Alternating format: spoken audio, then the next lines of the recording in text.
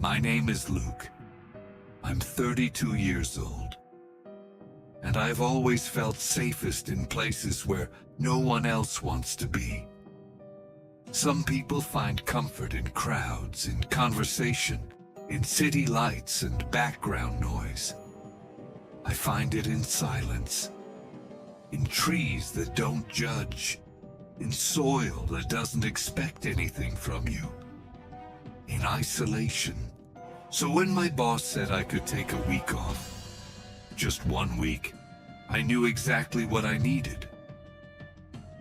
I started searching for somewhere far away, remote, barely mapped, quiet enough that the world outside would forget I existed. And I found it. It wasn't even on most websites. Just a brief mention on an old survivalist forum, Kaliwin Forest. Not for amateurs. Pure wilderness. No signal past the bridge. A few grainy photos showed thick black pines, a glacial lake, and trails that seemed to vanish into mist. It sounded perfect. I left at dawn.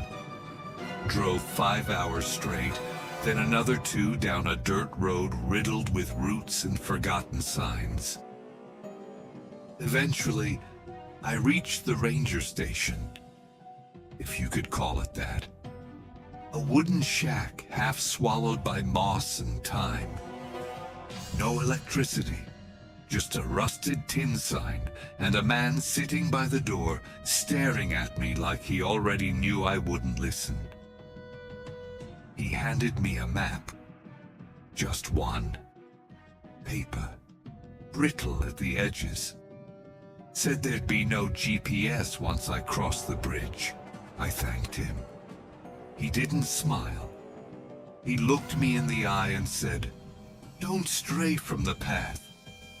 Then he leaned forward, and in a lower voice, almost a whisper, he added, "And if you do, don't trust your memory." I should have paid more attention to the way he said that. I crossed the bridge. Rotten wood over a narrow stream that looked deeper than it should have been. My phone lost signal the moment I stepped across. The trail started off clearly. Stones carefully placed, bright markers etched on the trees every few yards. The forest was breathtaking, dark, towering, endless. For a while it felt like meditation. Just my boots on the earth, my breath, the occasional flicker of a bird or a squirrel. I walked for 2 hours, maybe 3, maybe. That's when things changed. The markers began to fade. The stones became scattered, uneven, like the trail itself was losing interest in guiding me. The trees started to feel wrong. Too close. Too similar. Too still. I pulled out the map. It didn't match anything anymore. Where there should have been a river, there was nothing. Where the path was supposed to split, I found only thorns. I turned back. At least I thought I did.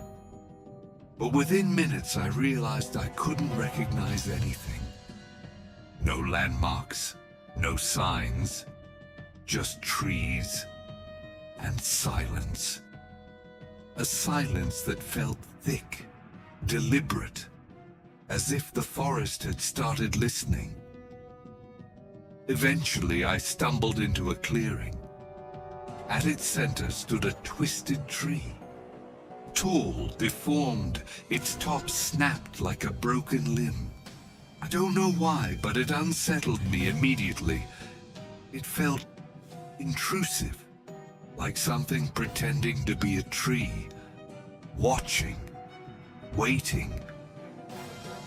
I pitched my tent, ate something, tried to sleep. But the forest didn't sleep, and neither did I. That night I dreamt of the clearing.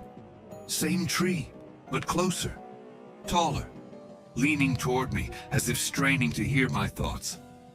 Something moved beneath the bark. Not sap, not insects. Something conscious. And then, a voice. No face, no lips, just sound. Calm, quiet, and utterly wrong. "Welcome back," I jolted awake. The map was gone. In its place was a sheet of paper. Torn, dirty, a child's drawing. Stick figures, trees. A spiral of circles closing in around a single figure. Me, with no path out. I checked my pack. Emptied everything. No map. No compass. Nothing but that drawing. And a stillness that pressed against my skull like weight. I walked. All morning. Picked a direction and stayed with it. But after what felt like hours, I was back in the clearing. Back with that tree. It hadn't moved, but it felt closer. I tried again. Marked trees with a knife. Built a small cairn. Even followed the sun. No matter what I did, I always came back. By the third time, I started to feel it in my bones. This wasn't a mistake. This was a trap. That's when I saw it. An old torn backpack, half buried under leaves. Same brand as mine. Same model.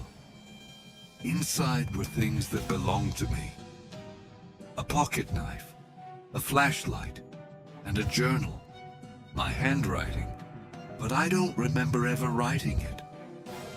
The first page said, "If you're reading this, it means this isn't your first time. Do not trust the tree. Do not fall asleep. Do not believe anything. Not even yourself." I started writing too. Tracking time. Movements. Thoughts. But it didn't matter. Every morning was the same. Same sky. Same light. Same tree. Same silence that wasn't silence. I began to feel things at the edge of my vision. Shadows that blinked. A faint ticking in my ears when I stood still too long. One day I heard voices. Human voices. Laughter. Close enough that I could swear they were just beyond the trees. I ran toward them. And that's when I found the cabin. Wooden. Abandoned. Unmapped. It stood in a place that should have been empty. The door was ajar. Inside, everything was cold. Lifeless. A table. 2 chairs. An old stove that hadn't been used in years. And the walls. Covered in photographs. Photographs of me. Me as a child. Me last week.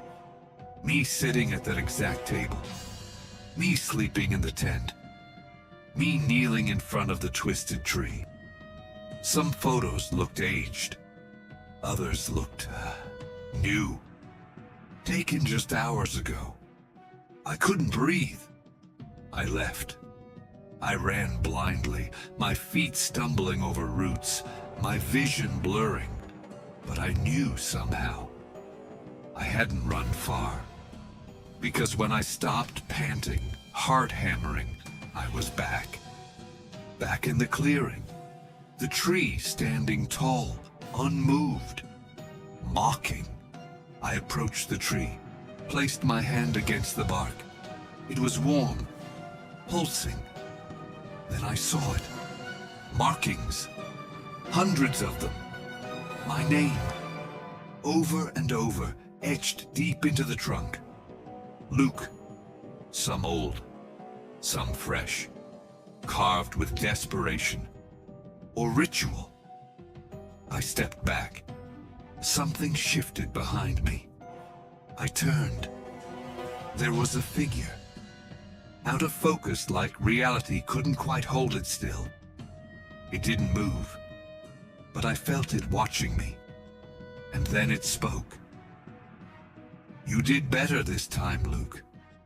Its voice was familiar.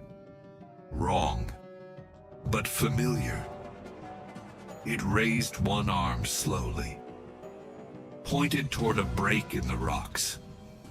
A passage, hidden by ivy. Without a word, I walked through. I don't remember what I saw beyond the passage, or maybe I'm not supposed to.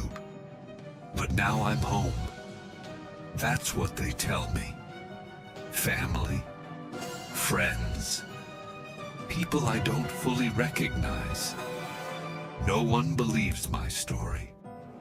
The forest doesn't appear on the maps. The ranger station doesn't exist.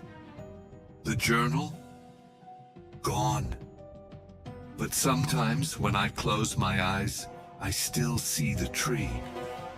And this morning, on my doorstep, there was a note. Same handwriting. 3 words. Don't lose the path.